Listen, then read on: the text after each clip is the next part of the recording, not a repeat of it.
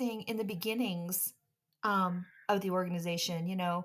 It's good to research the origins of things, right? Um, Sure. so I'm having trouble finding this in the older books because, you can read them on archival type sites that archive, all kinds of books. Okay. Um, but I can't seem to find where is the first place that they taught that Jesus had come invisibly in 1914? Wow. Awesome question. Mhm. Well, so you went on to jw.org? Oh, yeah, yeah, I can't find anything about that. I mean, they do assert that he did come invisibly in 1914, but it's confusing to me because of the 1874 date, which they said he came invisibly in 1874 for some time. So I was just wondering, where is the first time they said Jesus came invisibly in 1914?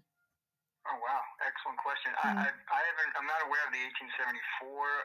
Where did you read that? Well, it's in, I think the latest I've seen it is in Rutherford's book Prophecy from 1929. Oh, okay. So they were still Wow. saying he was invisible since 1874. Um, Sure. So, just backing up a little bit, uh-huh. what's your origin of faith, if you don't mind me asking? Oh, I'm just a mainstream Christian. I'm a born again Christian like William Tyndale. Okay, cool. Excellent. I appreciate that. Yeah, because I, of course, wasn't always Jehovah's Witness. I was Uh-huh. brought up a Catholic Uh-huh. and was not aware of Jesus' invisible presence as well. I mean, Uh-huh.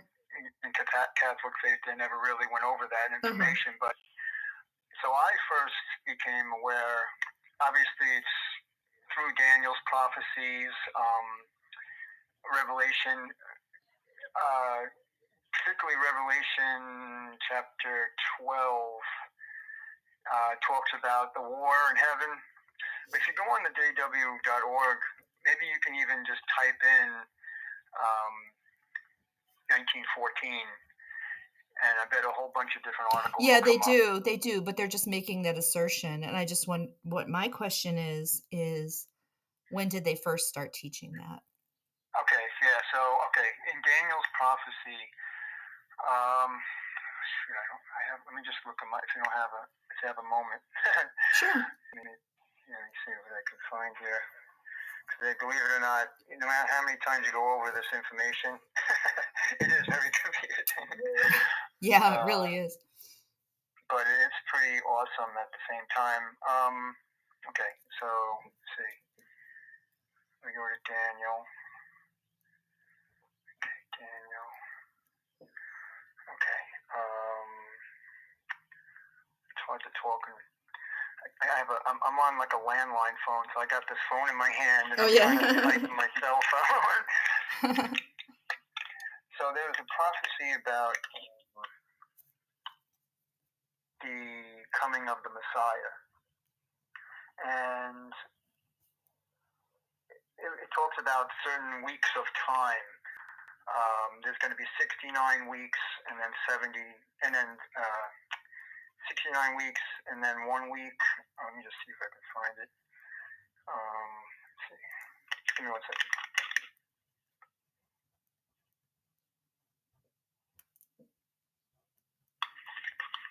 Of course.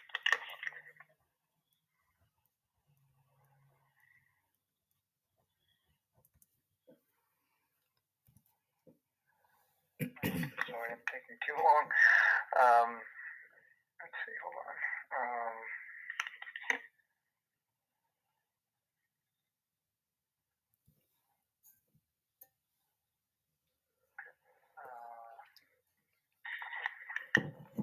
Okay.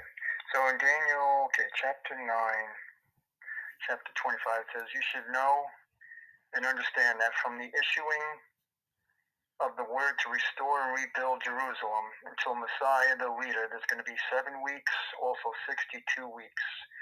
So at this point in time, Daniel, are you familiar with their captivity in Babylon? Yeah. Yeah. Yeah. So they were there for 70 years. Um, Daniel, under inspiration, wrote that the Messiah is going to come. So, of course, this isn't literal weeks. The Messiah didn't come until the first century, and this is the year 607 BCE. So it talks about weeks of years. So 7 weeks of years plus the 62 is 69 weeks of years. That brings us to the year 29 CE. That's the year Jesus was baptized. So using that formula, the weeks of years, there's another scripture. Okay, it's in the book of Daniel as well. It's talking about 1200, I think it's 2520 days. But of course, that's not days, it's years. So again, you're using that same formula, and that brings you to 1914. Let me just see if I can find that. Thanks for all that. But I was asking when in the publications a long time ago, not really the explanation of how they arrive at that. When did they first say that Jesus came invisibly in 1914? Because this Oh, seems to be such a crucial core of their message, if I'm understanding it correctly. yeah.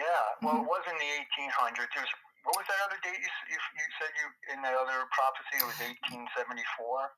Yes, they believe that at least as late as 1929 that Jesus came invisibly in 1874. Yeah, That's in Rutherford's book called Prophecy. yeah. So All right. they weren't, and it's really interesting because I've heard them say on their videos that the Bible students of 1914 were the only ones who recognized the sign and understood it correctly. But at that time, they didn't say anything like that. They said Jesus had already returned visibly in 1874. Yeah. From what I have read too about these older publications, Uh-huh. in the late 1800s, right around that same time, probably. I'm, I'm, I'm not sure exactly the year, but it was before 1900. Like the origins of the modern day Jehovah's Witnesses began around that time, the late 1800s. The Watchtower publications were first being published, um, and the Bible students at the time, they were called Bible students, International Bible students. They were doing the research, I guess, through Bible study and found these, I guess, prophecies, or they were researching them, and that's when the origin. I guess this is answering your question. Right around that time, it was published. Christ was going to reign in heaven in 1914, based on Daniel's prophecy and the prophecy in Revelation as well, and others. I'm sure using the mathematical chronological time sequences and such and formulas and such. Um, and since that time, I guess it's been refined. I guess over further enlightenment of Bible study, but basically it originated, at least the modern day thought, around that time as well. So I don't know if that helps you or not. I guess uh, okay. Well, from what I've read in the books at that time, um, was Russell's predictions were not invisible. They were very easily tested. Like it would be. He said it would be the end of Armageddon, the beginning of paradise, the destruction of Christendom, and the destruction of all governments. yeah, Yeah, he did what he was predicting was not invisible. So I was wondering when they first came up with that. Have you ever heard of Seventh Day Adventism? yeah, that's okay. If someone's interested in Bible study, I'm sorry, I just got distracted. It's Uh, okay. um, yeah, those are so similar to the studies that Jehovah's Witnesses Oh, talk about. definitely. She did something very similar to what the organization did with a date that didn't pan out. The predictions were false, and that was 1844. And she was so hung up on that she couldn't let it go. So what Sure. she did was she claimed she had a vision, reinterpreting it as being invisible, and that Christ, something happened in heaven. He went from the outer sanctuary to the inner sanctuary and began the investigative judgment or something like that. And so their whole religion is based on a reinterpretation of a failed prediction. And I almost wonder if the organization got that idea of doing that from Ellen G. White, because they did the same thing, really. They just interpret it Interesting. later as invisible. Wow, interesting Hmm. concept. Yeah, it's quite likely during this time, um, obviously, we weren't there, so we didn't know what was going on. But from what I've learned, how the Bible students, first, developed was through Bible studies. So I wouldn't doubt that individuals from this time, in fact, I know for sure there were some that were researching this information, and they did actually part, like they kind of separated, I guess, because some of Yeah, they their, did. And you know what Rutherford called them? Evil slave, because they didn't believe in the organization anymore because Russell was so wrong. And really, other critics also analyzed his, you know, yeah, prophetic failure. And why would they be called evil slave? I mean, the Bible gives a test of a false prophet in Deuteronomy 18:20 through 22. And then also, they seem very sly about when they talk about 1914. They don't really tell the whole story. They make it seem like some successful prediction, which is really quite the opposite of what really happened. I, yeah, it was actually quite a, well, it wasn't a common prediction, but I know other groups were pinpointing 1914 as a very pivotal year. Many had different outcomes of what that year was going to bring. Like even in Jehovah's organization or the Bible students at the time, they thought paradise was going to begin. So No, no, obviously wait, that just was a miss. could I just say, it wasn't that they thought so, they taught that, or all around the world, as coming from, they called Russell the final messenger of the church and things like that. And he even said these are God's dates, not ours. So he really was speaking in the name of Jehovah, not just, oh, I kind of studied all these numbers and dates, kind of what I think. It wasn't, that's not how it was. Yeah, yeah, you really did your research because we, Hmm. we actually do discuss this information and the different outcomes or different processes that were happening at the time. And, obviously, we're all human, we make mistakes. We're trying our best to obviously find out the truth. I guess that's the bottom line. No, he did. And They any, weren't presented as those just trying to find out the truth. He said all other groups were, false, and they were the remnant, and they actually even called themselves the Christ. He said the Christ was a composite being of 144,000 in Jesus, which is interesting too. But Russell was called the faithful slave for a time also. But yeah, anyway, hey, thanks for your help. You could find all this in their original writings. When you go to college and you research things, you yeah, always go back to sure, the sure. original. You don't go to what any organization or religion is teaching as their interpretation. You go to the original sources, and Russell's books are a really interesting read. I mean, that first one, The Divine Plan of the Ages, you should check out the fold out pyramid chart, which he used to corroborate like some of his dates. The Great Yeah, Pyramid. it's interesting research. I know. I'm fascinated by it, and it continues to get brighter and brighter. I guess that's the whole concept of truth, is that the light of truth, I guess, keeps getting brighter as Jehovah reveals it through His Okay. Word. Well, Yeah. first of all, the that verse you're quoting, do you want to look at it right now? Is that Proverbs 4:18? You seem to be Yeah, the changing light the of truth. words. Yeah. You seem to be changing the words. You want to look it up? Sure. Yeah, where are you at? Are you nearby? Because No. No, I'm we're in not close Iceland. enough. Yeah, I'm not close Sorry. enough. I'm not close enough to you. Oh, okay. I'm kind of well. I'm going to be well. I got about 2 minutes, I guess. Oh, okay. I get it. Well, maybe just look at it when you get time, what the actual wording is, because you're misquoting Proverbs 4:18, and read the next verse to see what it really means. If it means people can give false prophecies and still be the truth, um, you know, Yeah, well, that's that's the whole idea. We want to make absolutely yeah, sure yeah, what we're studying is truth, or of right. course, you know, if everything is in harmony. I guess that's the other thing. You can't just focus on one uh, scripture or you know chapter or whatever. But yeah, you want to try to get the whole harmony of the Bible Yeah, and yeah. So try to get how you can harmonize their idea about I think you said the truth gets brighter with their whole history of changing it to the complete opposite. That's not even something getting brighter. You know, even Russell said new light could add to something but not change it.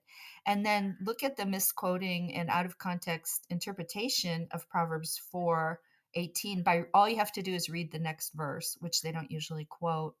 the And way of the wicked is like the yeah, darkness. that's right. They do not know what makes them stumble. So it's a Yeah, well, that's contrast, not it's not about doctrine and that you can teach false things and the light will get sure. brighter. So Yeah, well, read that's you the could devil. you could Yeah. yeah, so read Deuteronomy 18:20 through 22 and search how they have called themselves prophets. The Watchtower has many times.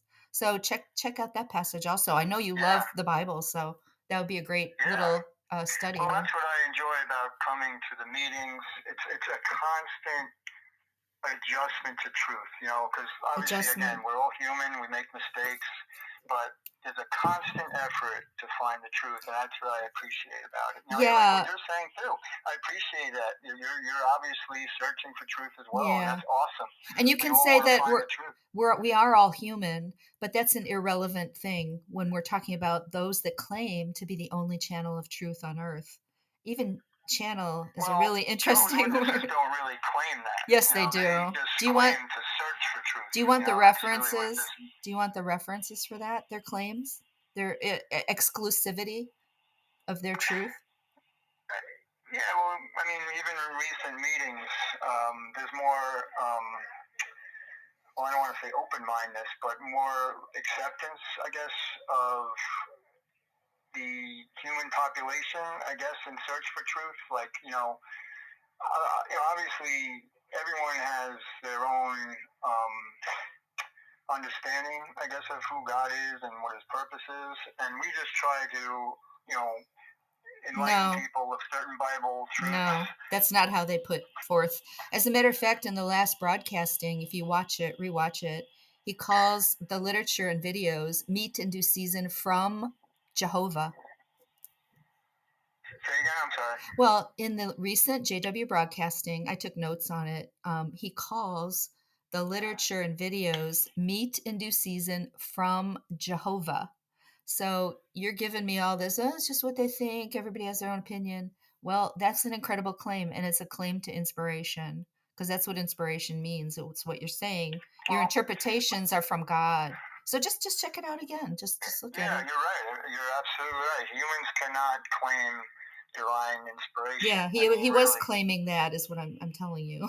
When you say what I'm Well, you telling may you have. is from No, God. no, I understand. Okay, You're okay. not lying. I mean, Yeah. obviously, this is what you saw. um, and I respect that. Honestly, I do.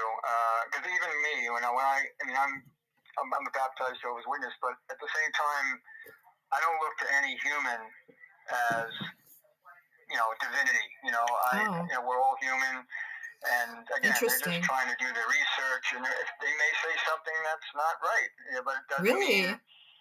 you know So doesn't you mean don't agree that the literature and videos are meet and due season from Jehovah? You're saying you don't agree with that premise. Why would you want to be a Jehovah's Witness then? It's one of their core doctrines, the being the slave, providing meat and due season and spiritual food from Jehovah. correct. But at the same time, the light of truth is constantly changing. You have to always. You sound like a modern day person, like, oh, you got your truth, I got my truth, and it was the truth back then, but now it's the truth changes. No, the truth doesn't change. That's No, a exactly. secular Right. that's a secular Huh? point of view. That's a secular modernist point of view. But it's interesting that you believe the truth could change. And on jwfacts.com, there's a 142-page PDF document of all their flip-flops and changes that they put forth in the name of Jehovah. And hurt people by some of them too. Yeah, well, like I said, it's unfortunate that Satan's world is very deceiving. Like he disguises himself as an angel of light, so Mhm. we need to be very careful. Yeah. And even with yourself, I mean, I respect what you're saying, and I say this with caution: be careful, because Yeah. and I say that as respect to what you're saying to me. You're asking me to be very careful, and I respect that. I honestly do. And I really appreciate it. I really do, because we all want to make sure we're on the Yeah. narrow road. Yeah. And Jesus said, "Stay on the narrow road." Yeah, that's And him. He says he is the gate, and he is the way, the truth, and the life. And he called it the narrow road because his own people, he came to them, and they generally rejected him. So it was a narrow road for Jews who would become Christians, and they were persecuted later because of that. Um, yeah, yeah. So the